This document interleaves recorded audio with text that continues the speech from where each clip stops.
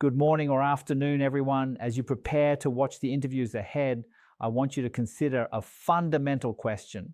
What does it truly mean to build in industries that the world depends on but rarely celebrates?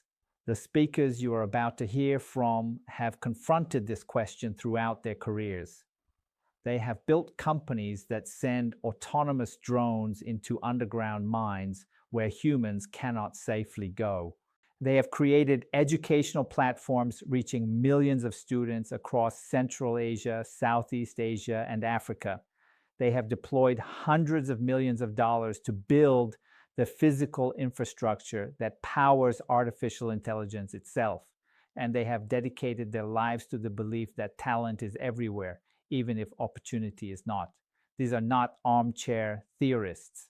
These are practitioners who have raised over $100 million in venture capital, built global companies from scratch, navigated the complexities of selling to governments and mining conglomerates alike, and emerged with hard-won wisdom they are now sharing with you. As Victor Hu of Lumos Capital puts it, we live in an age where knowledge and even intelligence have become commoditized. What remains scarce and what will always be valued are wisdom, character, and the courage to build something that matters. The interviews that follow are an invitation to develop all three. Let me explain the logic behind our selection of these particular speakers and sectors. When we designed this module, we asked ourselves, where can AI-driven entrepreneurs from Kazakhstan create the most value? What industries are ripe for transformation yet underserved by Silicon Valley's attention? Where does local knowledge become a competitive advantage rather than a limitation? We identified 4 sectors that meet these criteria: education and the future of work, construction and infrastructure, mining and natural resources, and data centers and AI infrastructure. These industries share several critical characteristics. First, they are foundational to civilization itself. Education shapes human capital. Construction builds the physical world. Mining extracts the materials that make modern technology possible. And data centers are the beating heart of the AI revolution. Without these industries, nothing else works. Second, these industries are experiencing generational transformation. Danabek Kalyashdarov of Codeplay describes education as super conservative, very difficult to change, yet also notes that Kazakhstan's demographic signals, including a young population with an average age of 32 and world-class performance in international AI Olympiads, create unprecedented opportunity. Nader Elm observes that both mining and construction have operated the same way for a century: drill, blast, extract, build. Now, autonomous systems and data analytics are fundamentally reshaping what is possible. Third, these sectors reward deep domain expertise.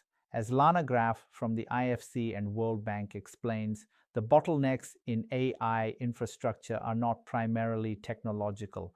They are about energy supply, cooling systems, regulatory permitting, and policy frameworks that vary dramatically from country to country. Understanding these local complexities is not a disadvantage for founders from emerging markets. It is their competitive edge. Fourth, these industries represent massive markets with persistent problems. Construction projects globally overrun their budgets by an estimated $3 trillion annually. Mining companies still send humans into dangerous underground environments when the technology exists to do otherwise. Educational systems struggle to personalize learning for billions of students. Data centers consume enormous amounts of energy while demand outpaces supply by years. These are not small problems waiting for small solutions. Before I preview each conversation, I want to prepare you for the patterns that emerge across these very different speakers and industries. Despite covering sectors as varied as underground mining and personalized education, These leaders converge on several fundamental insights. Theme 1, nobody pays for technology, they pay for solutions. Nader Elm articulates this most directly. At Exyn Technologies, his team developed genuinely novel autonomy algorithms that allowed drones to navigate complex three-dimensional environments without GPS communications or pre-mapped QR codes. It was frontier science. And yet, as he puts it, the autonomy was just a means to an end. What mining companies actually paid for was the map, the three-dimensional scan of underground cavities that their surveyors had previously risked their lives to capture. The technology enabled the solution, but the solution delivered the value. Danabek echoes this principle in education. Codiplay's AI can decompose textbooks, understand lesson structures, and generate infinite personalized tasks calibrated to each student's level, like a chess rating system for learning. But the value proposition is not the AI itself. It is helping a teacher in a rural Kazakh school identify which students have gaps in foundational concepts, or enabling an overworked educator to spend less time on routine assessment and more time on mentorship and motivation. Theme 2, talk to people in hard boots, not just suits. Multiple speakers emphasize that real insight comes from deep customer engagement, particularly with frontline users, rather than executive decision. Its and ties teach you something, but you learn far more talking to the people in hard boots and hard hats, going underground and talking to them about their everyday problems. This led to specific insights, like the need to shrink their drone system from a 2-truck operation to a single carrying case, because every minute of setup time underground represents cost and risk. Danabek describes a similar dynamic in education. Teachers, he notes, fall into 3 categories: those who want to improve and can, those who want to improve but lack tools and time, and those who neither want nor can. The middle category, teachers burdened by paper routines who have no time to implement new methods even though they want to, represents the opportunity that AI can address. But you only discover this by understanding teachers' actual workflows, not by reading policy documents. Theme 3, emerging markets are an advantage, not a limitation. Victor Hu of Lumos Capital frames this most powerfully. Talent is everywhere, but opportunity is not evenly distributed. His firm invests in companies that increase access to high-quality education and training globally, and he specifically notes that Kazakhstan's combination of a young population, national ambition around AI, and demonstrated excellence in international competitions represents exactly the kind of environment where transformative companies can emerge. Danabek provides the practical evidence. Codiply now operates in 13 countries across Central Asia, the Middle East, Southeast Asia, and Africa. His insight is that developing markets often have faster growing student populations and more urgent needs than developed markets where systems are already entrenched. 2% market share in Indonesia, he notes, may be more valuable than 20% market share in Kazakhstan. The hustle required to expand internationally becomes its own competitive moat. Lana Graf brings this perspective to infrastructure investment. The World Bank and IFC specifically seek opportunities to bring AI infrastructure to emerging markets, not because these markets are charity cases, but because they represent the growth frontier. Local context is a big deal, she emphasizes. Understanding how policy, regulation, and existing infrastructure differ from country to country is not a burden, but rather a source of insight that global players often lack. Theme 4, start now because waiting makes it harder. Several speakers address the psychology of entrepreneurship directly. Danabek's advice is blunt. Start straight. Don't lag.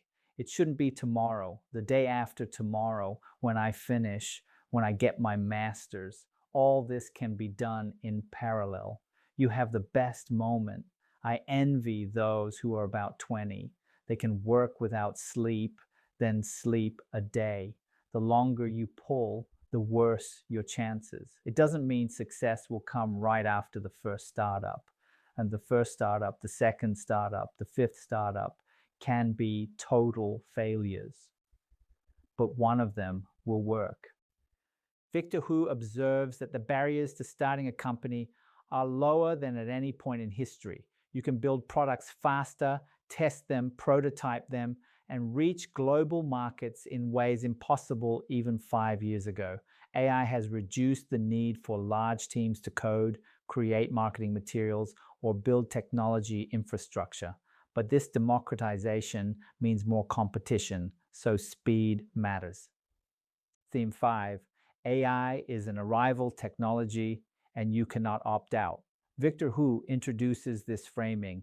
AI is an arrival technology, meaning it is here to stay, and everyone must grapple with its impact. The advantages that companies and nations can gain by developing AI capabilities are so significant that it motivates everyone to go all in. As a result, the speed of development far surpasses prior technology cycles. This creates both opportunity and urgency. Lana Graf describes a fundamental structural mismatch. AI companies can reach $100 million in revenue within months, but infrastructure to support AI takes years to build. The companies that position themselves at this intersection, enabling the physical and digital infrastructure that AI requires, will capture enormous value. Nader Elm observes that if he was starting Exxon today, AI would transform every aspect of the company, from initial market research using tools like ChatGPT to product development and testing. What took his team years could now happen in months. The democratization of AI means that people with ideas can start developing immediately without waiting to hire PhD programmers or raise massive amounts of capital. Let me now introduce each conversation and highlight what you should pay particular attention to. Interview 1. Victor Hu on EdTech and the Future of Work. Victor Hu is the co-founder and managing partner of Lumos Capital Group, an investment firm focused on the future of learning and the future of work. His personal journey from immigrant childhood across Asia and Africa to building a global investment firm shapes his perspective that education is upstream of societal development and national prosperity. Pay particular attention to his analysis of how AI will reshape both work and education. He argues that we have moved from knowledge scarcity to knowledge abundance, and now even intelligence is becoming commoditized. In this environment, simply knowing things or being smart is no longer sufficient to add value.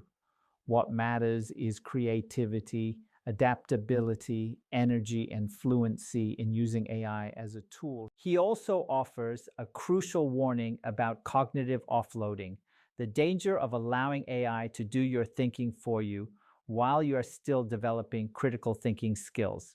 His advice to students: learn to ask great questions, adopt a mindset of continuous learning, and build a portfolio of real-world projects using the free tools available today. Do not wait for permission. Interview 2. Danabek Kaliajdarov on AI-powered education from Kazakhstan. Danabek is the CEO of CodiPlay, one of the most prominent edtech companies born in Kazakhstan, now valued at over $100 million and operating in 13 countries. His background includes teaching computer science, coaching international programming competitions, and serving as operational director when Kazakhstan hosted the World Programming Championship. His interview provides a masterclass in pivoting and market expansion, CodePlay began as a hardware company selling robotics kits, then pivoted to software when they recognized that logistics and infrastructure in developing markets made hardware distribution challenging. Now they are building AI-powered tools that personalize education by decomposing textbooks, understanding pedagogical structure, and generating tasks calibrated to each student's level. Listen carefully to his framework for thinking about EdTech by age group. Primary school is about safety and comfort. 5th through 8th grade is about education and content, and 9th grade onward is about career orientation and trajectory. He also provides concrete guidance on market expansion. Start in culturally similar markets like Uzbekistan and Azerbaijan, then move to large growing markets like Indonesia and Pakistan, where even small market share represents significant revenue. Interview 3, Nader Elm on mining and autonomous systems. Nader Elm founded Exyn Technologies in 2013, grew it to 70 employees, and raised $66 million in funding. The company developed truly autonomous drones, systems that could navigate complex underground environments without GPS, communications, or pre-mapped spaces using frontier research from the University of Pennsylvania's robotics lab. His interview is remarkable for its honesty about the journey from technology to product market fit. Exyn initially explored construction, warehouses, and other verticals before discovering by accident that mining companies desperately wanted the three-dimensional maps their drones generated as a byproduct of navigation. They found their design partner, Dundee Precious Metals, by asking a crucial question: who is seen as the innovator in this space?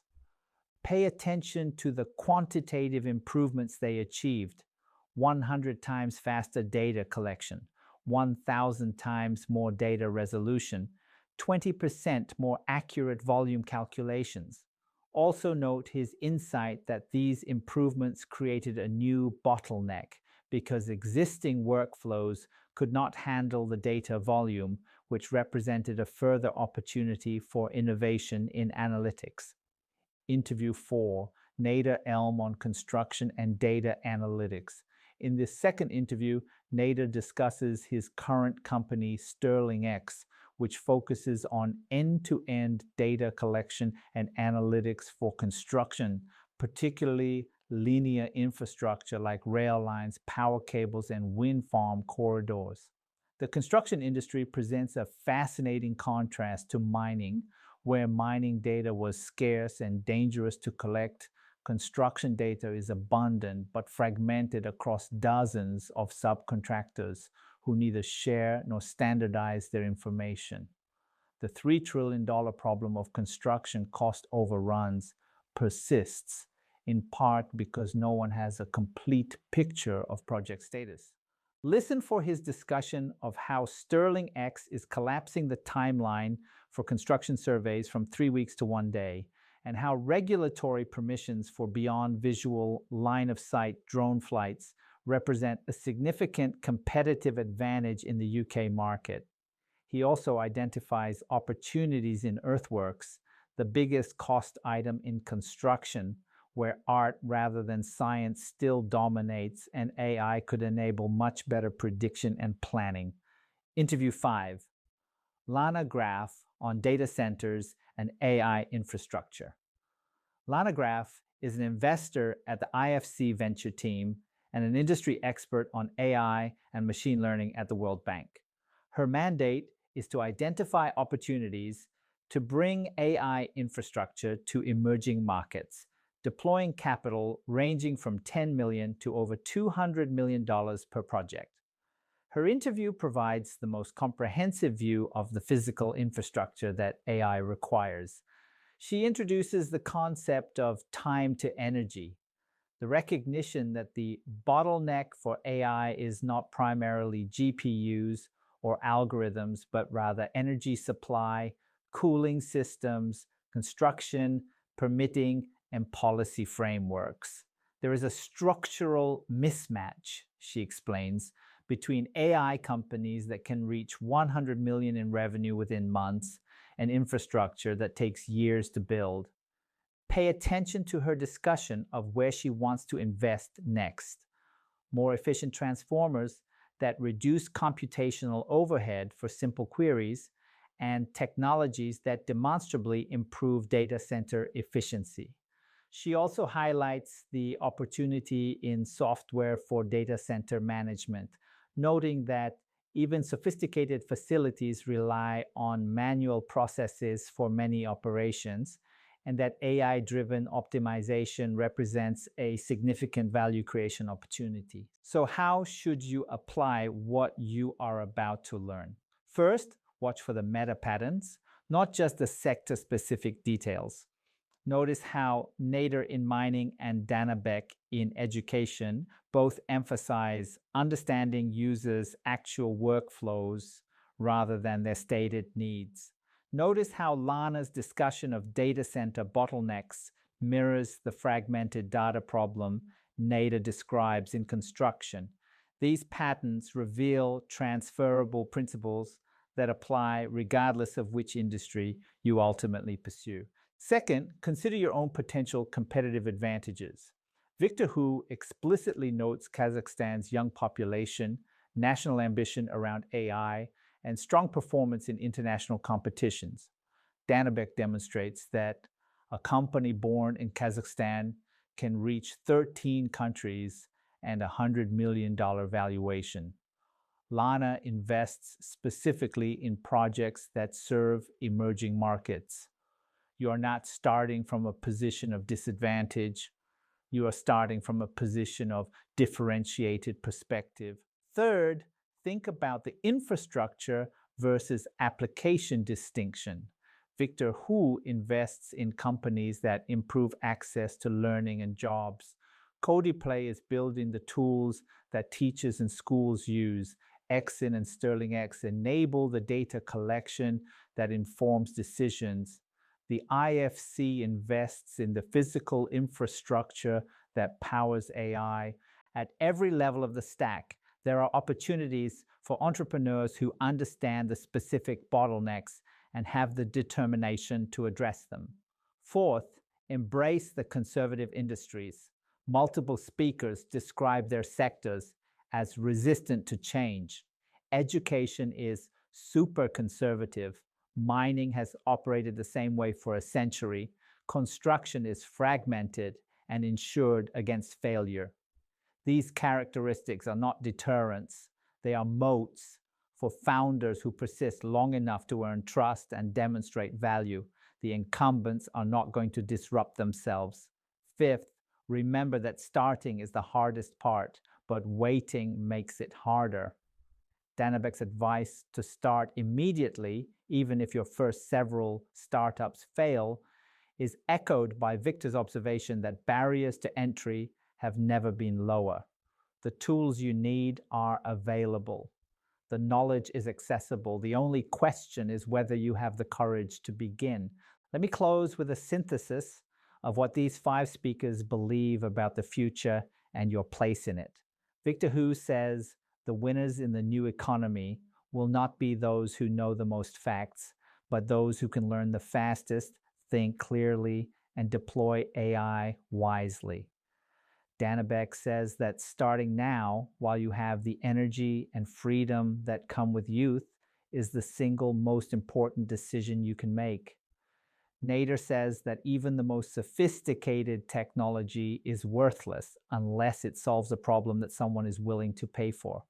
And Lana says that emerging markets are not charity cases waiting for developed world solutions, but rather the growth frontier where the next generation of global companies will be built.